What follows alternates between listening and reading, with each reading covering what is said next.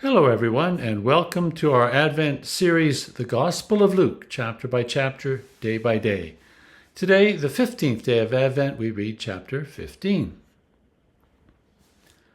Now the tax collectors and sinners were all gathering around to hear Jesus. But the Pharisees and the teachers of the law muttered, "This man welcomes sinners and eats with them." Then Jesus told them this parable. Suppose one of you has 100 sheep and loses one of them. Does he not leave the 99 in the open country and go after the lost sheep until he finds it? And when he finds it, he joyfully puts it on his shoulders and goes home. Then he calls his friends and neighbors together and says, "Rejoice with me, I have found my lost sheep."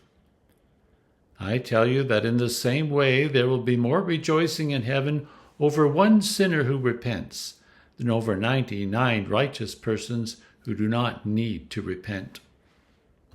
Or suppose a woman has 10 silver coins and loses one.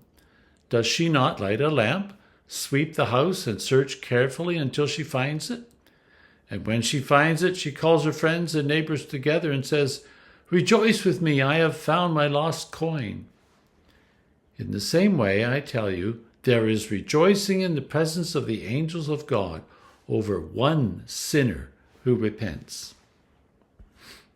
There was a man who had 2 sons. The younger one said to his father, "Father, give me my share of the estate." So he divided his property between them.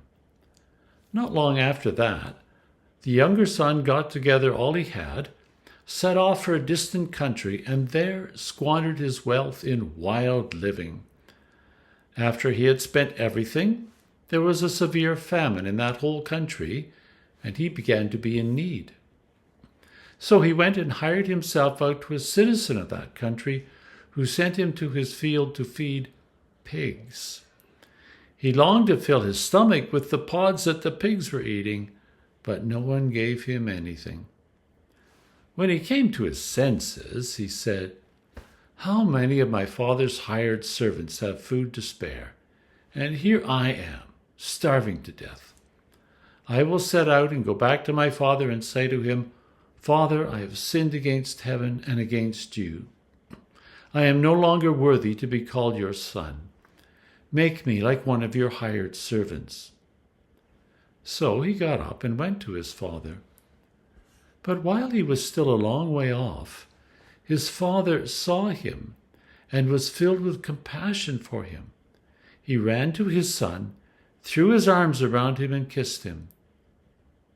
The son said to him, 'Father, I have sinned against heaven and against you. I am no longer worthy to be called your son.' But the father said to his servants, 'Quick, bring the best robe and put it on him. Put a ring on his finger and sandals on his feet. Bring the fattened calf and kill it. Let's have a feast and celebrate. For this son of mine was dead and is alive again. He was lost and is found.' So they began to celebrate. Meanwhile, the older son was in the field. When he came near the house, he heard music and dancing. So he called one of the servants and asked him what was going on. 'Your brother has come,' he replied, 'and your father has killed the fattened calf because he has him back, safe and sound.' The older brother became angry and refused to go in. So his father went out and pleaded with him. But he answered his father, 'Look, all these years I've been slaving for you and never disobeyed your orders. Yet you never gave me even a young goat so I could celebrate with my friends.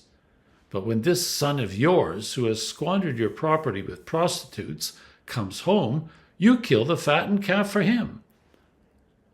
'My son,' the father said, 'you are always with me, and everything I have is yours.